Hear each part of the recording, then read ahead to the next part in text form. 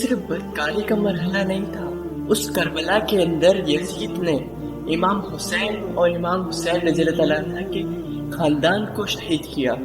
جب مسجد نبوی پہ یزید نے مسلم بن عقبہ کو مقرر کیا، جس کو بزرگوں نے مسلم بن عقبہ کہا ہے، تو اس کو کہا 3 دن تک تمہارے لیے مدینے کا حرم حلال ہوگا، جو چاہو تم کر لا، اور شامی فوجوں کو تم اجازت دو گے۔ تو وہاں پہ انہوں نے 10,000 تابعی اور 700 صحابہ کو شہید کیا۔ حضرت ابو ذر خدری رضی اللہ تعالیٰ عنہ گھر سے باہر نکلے، کافی بوڑھے ہو چکے تھے، تو انہوں نے حضرت ابو ذر خدری رضی اللہ تعالیٰ عنہ کو پکڑ لیا۔ انہوں نے پوچھا تم کون ہو؟ تو انہوں نے کہا مجھے ابو ذر خدری کہتے ہیں۔ تو انہوں نے کہا ہاں تمہارا نام تو سنا ہے، اور داڑھی سے پکڑ کے کھینچ لیا اور کہا ہے تمہارے پاس جو ہمیں دو؟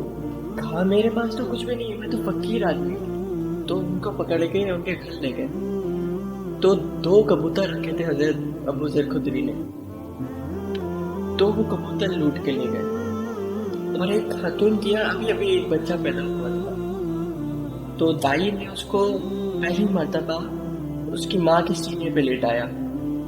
وہ پہلی مرتبہ دودھ پی ہی رہا تھا، تو یہ جا کے کہنے لگے نکالو جو کچھ ہے تمہارے پاس، جو کچھ ہے وہ ہمیں دے دو، ورنہ تیرے بچے کو نہیں چھوڑیں گے۔ تو ماں بچے سے مخاطب ہو کے کہتی ہے ابھی بچہ پیدا ہے اور ماں کا پہلا دودھ پی رہا ہے۔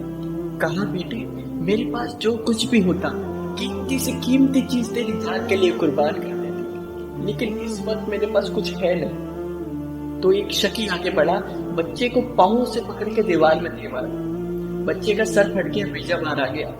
کیا کیا ظلم نہیں کیے، 700 صحابہ ہررا کے واقعے میں شہید کیے یزید، اور 10,000 تابعین شہید کیے یزید نے۔ مسجد نبوی میں منبر رسول کے ساتھ گھوڑے باندھے گئے، اور وہ منبر رسول اور مصلی رسول کے پاس لیڈ کرتے رہے۔ 3 دن تک مسجد نبوی کے اندر گھوڑے بندھے رہے، اور مدینہ کی حرمت پامال کی۔ مدینہ کے گھروں کے اندر ہی بدکار داخل ہوئے، اور جو بدکاریاں انہوں نے کی کلیجہ منہ کو آتا ہے۔ 1,000 دوشیزائے بدکاریوں کی وجہ سے گواری حالت میں حملہ ہوا۔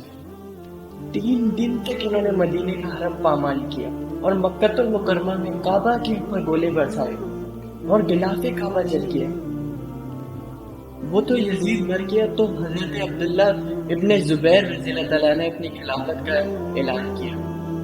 یزید کے یہ کرتوت تھے، ادھر اہل مدینہ کو ستایا، ادھر اہل مکہ کو ستایا، اور حضور پاک صلی اللہ علیہ وسلم کے خاندان کی حرمتی کی، نہ کہ حضور پاک صلی اللہ علیہ وسلم کی آل کو شہید کیا گیا، بلکہ ان کی لاشوں پر گھوڑے دوڑائے گئے۔ شیور جو ہے خیموں میں داخل ہوا اور مخراج اسلام کی چادریں کھینچنے کی کوشش کی۔ حضرت زینب سلام اللہ علیہ نے مخاطب ہو کے کہا ان چہروں کے رکھوالے کیا چلے گئے، تو یہ بھول گیا کہ یہ رسول پاک صلی اللہ علیہ وسلم کی بیٹیاں ہیں۔ حضرت شیر بانو، حضرت زین العابدین، حضرت زینب سلام اللہ علیہ، ان تینوں کو ایک اونٹ پہ باندھا گیا، اور باقی اونٹوں پہ حضور پاک صلی اللہ علیہ وسلم کے سادات کو، بیٹیوں کو اونٹوں پہ باندھا گیا، رسیوں میں جکڑا گیا، اونٹوں پہ باندھ کر کوفہ کی جانب بڑھتے گئے۔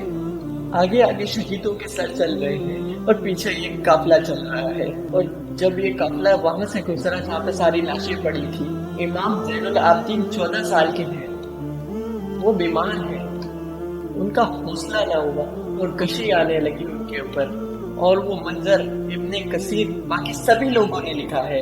اور جب وہ حالت ان کی وہاں پر ہوئی تو سیدہ زینب سلام اللہ علیہا، جنہوں نے ابھی تک ساری مشکلات کا سامنا کیا تھا اور ان کے بندھن ٹوٹ گئے، آنکھوں سے آنسو گرنے لگے، امام حسین رضی اللہ تعالیٰ عنہ کی لاش میں کھڑے ہو کے، اور وہ روندی ہوئی لاش، ٹوٹی ہوئی ہڈیاں، اور وہ برہنہ بدن، کٹا ہوا سر نیزے کی نوک پہ، اور لاش یہاں کٹی پڑی ہے، تو حضرت زینب سلام اللہ علیہا نے مدینے کی طرف منہ کر کے فرمایا یا رسول اللہ، یا میرے آقا، یا جدا ہو، یا میرے نانا، یہ دیکھیے آپ کا حسین پڑا ہوا ہے۔ بدن سے کپڑے اتار لیے گئے، खाक हवाएं उड़ा रही है और उनके ऊपर चादर जो है मट्टी की पड़ गई है। या मोहम्मद दाऊद। और आगे फरमाया, हजूर आपकी गुनाह काट दी गई है और बना तो कुछ साबा। हजूर देखिए आपकी बेटियों के हाथ बांध दिए गए हैं, उल्टों पे कस दिया गया है। सर शहीदा आगे आगे चल रहे हैं। रास्ते में एक जगह आई, इनको जमीन पे उतारा गया। रात का मौका था, एक खातून आई और उसने कोई खाना पेश किया इनको और कहा कि मैं किसी जमाने में सैयदा फातिमा ज़हरा सलामुल्लाह अलैहा की नौकरी किया करती थी, मैं उनकी लौंडी थी, मैं उनकी कनीज थी। तो आज मुझे पता चला कि आप लोग गुजर रहे हैं, तो मैंने कहा कि मैं अपनी मखदूमा के खानदान की खिदमत करूं।